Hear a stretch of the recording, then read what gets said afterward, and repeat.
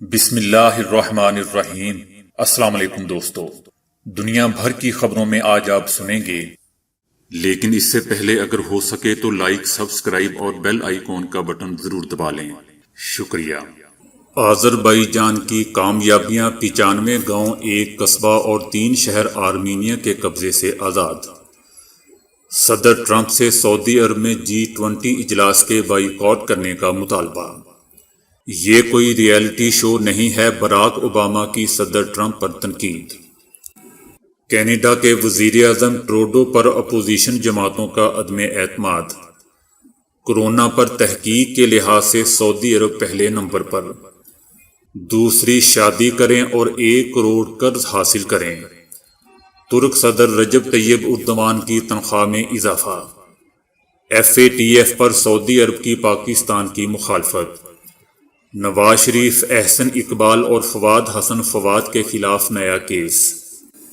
سورج کی روشنی کو 95% لوٹانے والا پینٹ ایجاد۔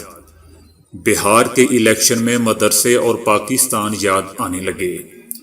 خواب دیکھنے کے بعد گھر کی دیوار توڑی تو اربوں روپے مل گئے۔ 1.5 سال تک پورے گاؤں کا انٹرنیٹ کیوں خراب رہا؟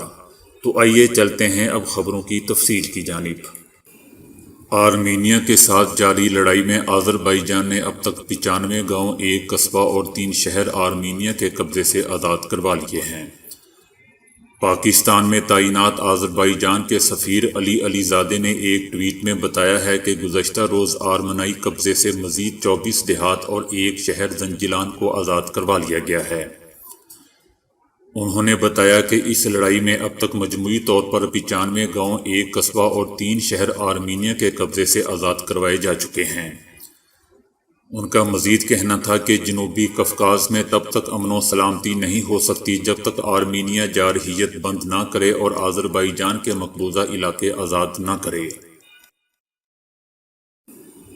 G20 ممالک کا سربراہی اجلاس اس سال سعودی عرب کے دارالحکومت ریاض میں ہوگا۔ کورونا وبا کے باعث 21 اور 22 نومبر کو ہونے والا یہ اجلاس ورچوئل ہوگا، جس کی صدارت سعودی فرمانروا شاہ سلمان کریں گے۔ اجلاس میں صحت سمیت درجنوں موضوعات بحث کی جائے گی۔ امریکہ کے 45 قانون سازوں نے سعودی عرب میں ہونے والے اس اجلاس کے بائیکاٹ کا مشورہ دیا ہے۔ اس حوالے سے کانگریس سے تعلق رکھنے والے اراکین نے امریکی وزیر خارجہ مائک پومپیو کو ایک خط لکھا، جس میں کہا گیا ہے کہ سعودی عرب جب تک انسانی حقوق کے بنیادی مسائل حل نہیں کر لیتا تب تک اس اجلاس کا بائیکاٹ کیا جائے۔ امریکی کانگریس اراکین کی جانب سے لکھے گئے خط میں مطالبہ کیا گیا ہے کہ سعودی عرب نہ صرف اپنے پڑوسی ملک یمن میں لڑائی بند کرے بلکہ 2018 میں مارے جانے والے سعودی صحافی جمال خشوگی کو مارنے والوں کا حساب بھی دے اور جیل میں ڈالے گئے سماجی کارکنوں کو بھی رہا کرے۔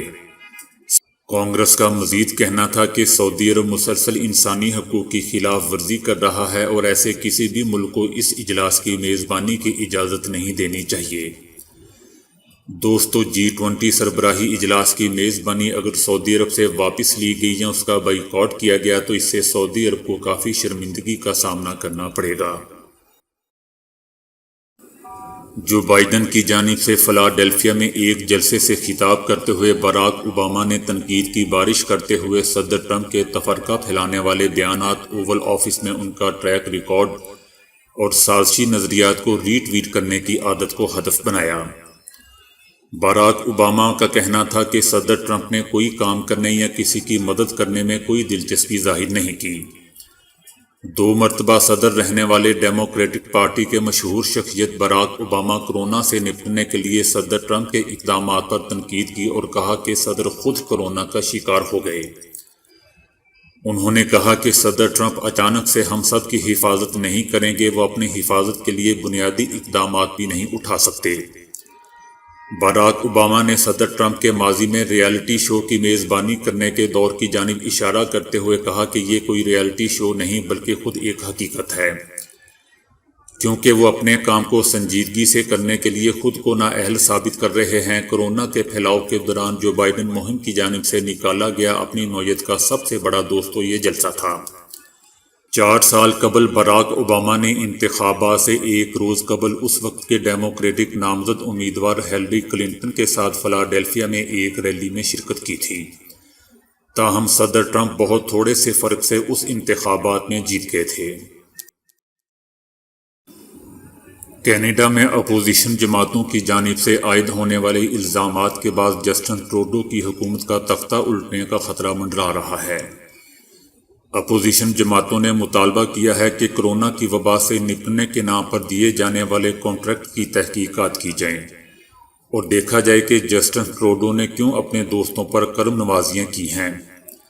اپوزیشن جماعتوں نے یہ مطالبہ بھی کیا ہے کہ کورونا کے دوران ہی انتخابات کروائے جائیں، جبکہ 2 روز قبل وزیر اعظم کے ترجمان نے کہا تھا کہ ایسی صورتحال میں الیکشن کروانا کسی خطرے سے خالی نہیں ہوگا۔ اپوزیشن جماعت لبرل پارٹی نے اعلان کیا ہے کہ وہ جسٹن ٹروڈو کے خلاف عدم اعتماد کی تحریک پیش کریں گے۔ سیاسی مبصرین کا کہنا ہے کہ اگر عدم اعتماد کی قرارداد منظور ہوگی تو ٹروڈو کی حکومت کا بچنا کسی صورت بھی ممکن نہیں ہوگا، کیونکہ ان کے پاس ایوان میں اکثریت نہیں ہے اور اتحادی جماعت نے بھی اپوزیشن سے رابطے شروع کر دیے ہیں، جبکہ دوسری طرف حکومتی جماعت نیو ڈیموکریٹس کے ترجمان کا کہنا ہے کہ ٹروڈو کے خلاف عدم اعتماد کی تحریک میں کوئی بڑی پیش رفت نہیں ہوگی، کیونکہ ویسے بھی وزیر اعظم انتخابات کا اعلان کرنے جا رہے ہیں۔ سعودی عرب کو عرب دنیا میں کورونا پر تحقیق کے حوالے سے پہلے نمبر پر قرار دیا گیا ہے۔ سعودی عرب کو عالمی وبا کے حوالے سے کلینیکل ریسرچ میں دنیا میں 25ویں، جبکہ مشرق وسطیٰ میں دوسرے اور عرب دنیا میں پہلے نمبر پر قرار دیا گیا ہے۔ سعودی عرب میں کورونا کے اعداد و شمار کو دیکھا جائے تو ملک میں کورونا کے کیسز میں واضح طور پر کمی نظر آ رہی ہے۔ خلیجی ریاست عراق میں خراب معاشی حالات کے باعث نوجوان ملک سے باہر جانے کو ترجیح دے رہے ہیں، جس کے باعث ملک میں غیر شادی شدہ خواتین کی شرح میں 70% تک اضافہ ہو گیا ہے اور ان میں بھی 35 سال سے زائد عمر کی خواتین زیادہ ہیں۔ اس صورتحال کو کنٹرول کرنے کے لیے عراقی بینک نے دوسری شادی کو فروغ دینے کی مہم شروع کی ہوئی ہے۔ عراقی بینک نے اعلان کیا ہے کہ جو ملازم دوسری شادی کرے گا اسے بلا استثناء 1 کروڑ دینار بطور قرض مہیا کیے جائیں گے، لیکن یہ پیشکش پہلی شادی میں قرض نہ لینے سے مشروط ہے۔ بینک حکام کا کہنا ہے کہ رقم ایسے ملازمین کو بطور قرض دی جائے گی جن کی ملازمت کو 2 سال ہو چکے ہوں گے اور وہ باقاعدہ بینک کے ملازم ہوں۔ دوستو، عراق میں بوڑھی لڑکیوں کی شرح خطرناک حد تک بڑھ گئی ہے، جس پر قابو پانے کے لیے بینک کی جانب سے قرض مہیا کرنے کی پیشکش کی گئی ہے۔ ترک صدر رجب طیب اردوان کی تنخواہ میں 8% اضافہ کر دیا گیا ہے۔ ترکی کے آئندہ مالی سال میں صدر رجب طیب اردوان کی ماہانہ تنخواہ 88,000 ترکش لیرہ ہوگی۔ 1 جنوری سے شروع ہونے والے مالی سال میں صدر اردوان کی ماہانہ تنخواہ 11,275 امریکی ڈالر 88,000 ترکش لیرہ مقرر کی گئی ہے۔ سال 2014 میں جب صدر اردوان نے اقتدار سنبھالا تھا، اس کے بعد سے 2018 تک صدر کے دفتر کے اخراجات میں 550% اضافہ ریکارڈ کیا گیا ہے۔ ان 4 برسوں میں صدر اردوان کے دفتر کے اخراجات 3.5 ترکش لیرہ کی سطح پر پہنچ گئے ہیں، جبکہ پریزیڈنسی کے یومیہ اخراجات 1 کروڑ ترکش لیرہ ہیں۔ پاکستان نے FATF میں سعودی عرب کی پاکستان کی مخالفت کی خبر کو بے بنیاد اور جھوٹا قرار دیا ہے۔ پاکستان نے سوشل میڈیا پر FATF کے معاملے پر سعودی عرب کی طرف سے ساتھ نہ دینے کی رپورٹس کو سختی سے مسترد کر دیا ہے۔ پاکستان نے کہا ہے کہ پاکستان اور سعودی عرب کے قریبی دوستانہ تعلقات ہیں۔ پاکستان اور سعودی عرب نے تمام 2 طرفہ علاقائی اور عالمی معاملات میں ہمیشہ تعاون کیا ہے۔ یاد رہے دوستوں کہ جمعرات کی صبح سے پاکستان میں ٹویٹر اور دیگر سوشل میڈیا پلیٹ فارم پر FATF میں پاکستان کے گرے لسٹیں نکلنے کے حوالے سے سعودی عرب کے بارے میں منفی پروپیگنڈا کیا جا رہا تھا، جس کے بعد پاکستانی دفتر خارجہ نے یہ وضاحت جاری کی ہے۔ پاکستانی نیب ایگزیکٹو بورڈ نے نواز شریف، ان کے سابق پرنسپل سیکرٹری فواد حسن فواد اور احسن اقبال سمیت دیگر کے خلاف بدعنوانی کے کیسز دائر کرنے کی منظوری دے دی ہے۔ چیئرمین نیب جوید اقبال کی زیر صدارت نیب ایگزیکٹو بورڈ کا اہم اجلاس ہوا جس میں اہم فیصلوں کی منظوری دی گئی۔ ملزمان پر غیر ملکیوں کی سیکیورٹی کے لیے غیر قانونی طور پر 73 گاڑیاں خریدنے کا الزام ہے۔ نواز شریف اور ان کے ساتھیوں کے اس اقدام سے قومی خزانے کو 1952 ملین روپے کا نقصان پہنچا۔ ملزمان پر نارووال سپورٹس سٹی کا سکوپ 3 کروڑ سے 3 ارب روپے تک بڑھانے کا الزام بھی ہے۔ Chairman NAB justice retire Javed Iqbal کا کہنا تھا کہ نیب کا ایمان کرپشن فری پاکستان ہے۔ میگا کرپشن کیسز کو منطقی انجام تک پہنچانا اولین ترجیح ہے۔ نیب کا تعلق کسی سیاسی جماعت، گروہ اور فرد سے نہیں ہے، صرف ریاست پاکستان سے ہے۔ امریکی ماہرین نے 95% روشنی پلٹانے والا انتہائی سفید پینٹ تیار کر لیا ہے۔ امریکہ نے دنیا کا سب سے سفید پینٹ بنایا ہے جو سورج کی روشنی کو 95% تک لوٹا کر عمارتوں کو ٹھنڈا رکھتا ہے۔ کوردوا یونیورسٹی کے ماہرین نے اسے انتہائی سفید پینٹ کا نام دیا ہے جس کی بدولت عمارتوں کو ٹھنڈا رکھنا آسان ہوگا اور ان کی ایئر کنڈیشننگ کا خرچ بھی کم ہو جائے گا۔ عمارتوں کو ٹھنڈا رکھنے کے لیے اس سے پہلے ایسے کئی طرح کے پینٹ بنائے جاتے رہے ہیں جن میں ٹیفلون وغیرہ کا استعمال کیا گیا تھا، لیکن اس کے فوائد کم تھے اور بعض خامیاں بھی تھیں۔ لیکن جب سے یہ پینٹ ایک گھر کے باہر آزمایا گیا ہے تو روایتی پینٹ کے مقابلے میں اس نے دیوار یا چھت کو 1.5 سے 2 سینٹی گریڈ تک سرد رکھا ہے۔ ممبئی بہار میں ایک بی جے پی اور جے ڈی یو کا اتحاد ہے تو دوسرا سابق وزیر اعلیٰ لالو پرساد کی پارٹی اور کانگریس کا ہے۔ انڈیا میں انتخابات ہوں اور پاکستان اور مسلمان کا ذکر نہ ہو تو یہ بالکل ہی غیر فطری بات ہے اور اس کا اظہار سوشل میڈیا پر بھی کیا جا رہا ہے۔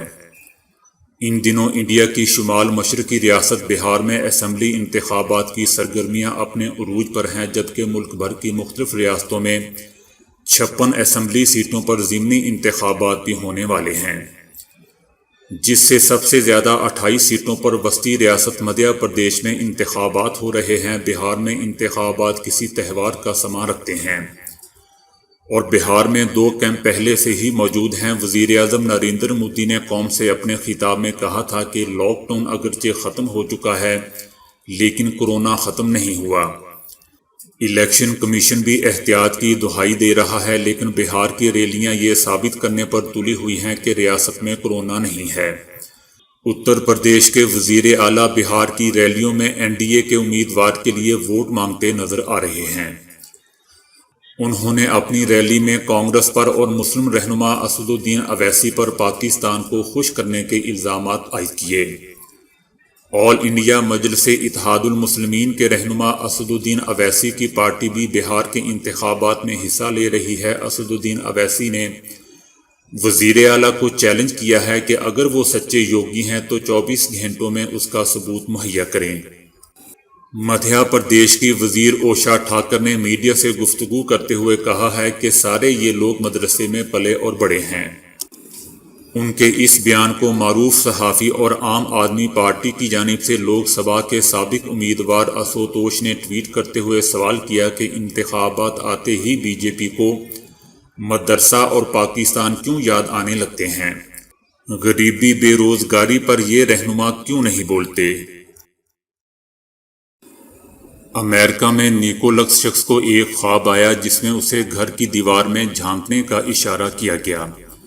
اس نے کولمبیا شہر میڈیلین میں واقع اپنے گھر کی دیوار توڑی تو اس میں سے $2 کروڑ تقریباً 3 ارب 31 کروڑ روپے برآمد ہوئے۔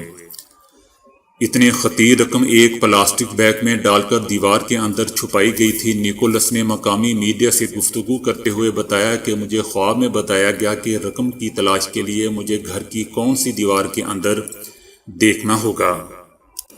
دوستو، کچھ عرصہ پہلے پاکستانی نیب نے ایک سرکاری ملازم کو گرفتار کیا تھا جس کے گھر کی در و دیوار میں ایسی ہی رقم چھپائی گئی تھی۔ اس کے علاوہ اس کے گھر سے 2 نوٹوں کی بوریاں بھی برآمد ہوئی تھیں۔ اگر وہ بھی ایک رات پہلے ایسا ہی خواب دیکھ لیتا تو وہ گرفتاری سے بھی بچ جاتا اور اپنی رقم سے بھی ہاتھ دھو نہ پاتا۔ برطانیہ کے قصبے ابرو ہوسن میں روزانہ صبح 7 بجے براڈ بینڈ انٹرنیٹ اچانک بند ہو جاتا تھا۔ قصبے والوں نے بارہا کمپنی کو شکایت کی اور کمپنی کے لوگ مسئلے کو حل کرنے کی کوشش کرتے رہے، لیکن ان کی سمجھ میں کچھ نہ آتا تھا کیونکہ انٹرنیٹ ٹھیک آ رہا ہوتا تھا لیکن قصبے میں آ کر نہ جانے اسے کیا موت پڑ جاتی تھی۔ 18 ماہ تک قصبے کے لوگ اسی مصیبت میں مبتلا رہے اور کمپنی کے لوگ مسئلے کو حل کرنے کے لیے جتن کرتے رہے۔ آخر کار ایک ماہر انجینئرز کو بلایا گیا جنہوں نے کئی دن کی تگ و دو کے بعد اس مسئلے کی وجہ پکڑ لی، اور وہ وجہ ایسی تھی کہ انجینئرز بھی سر پکڑ کر بیٹھ گئے۔ اس قصبے میں 2 بوڑھے میاں بیوی رہتے تھے۔ ان کے گھر میں کئی دہائیاں پرانا ایک ٹیلی ویژن سیٹ تھا اور در حقیقت یہی ٹی وی سیٹ قصبے میں انٹرنیٹ کی بندش کا سبب بنتا تھا۔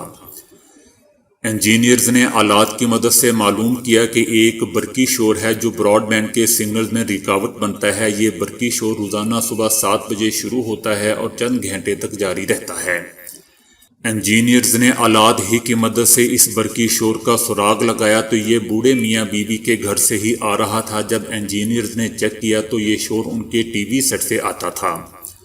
ان کا ٹی وی سیٹ ایسے سگنلز چھوڑتا تھا جو کہ براڈ بینڈ کے سگنلز کو روک دیتے تھے۔ بوڑھے میاں بیوی نے بتایا کہ ہم روزانہ صبح 7 بجے گڈ مارننگ شو دیکھنے کے لیے ٹی وی چلاتے ہیں۔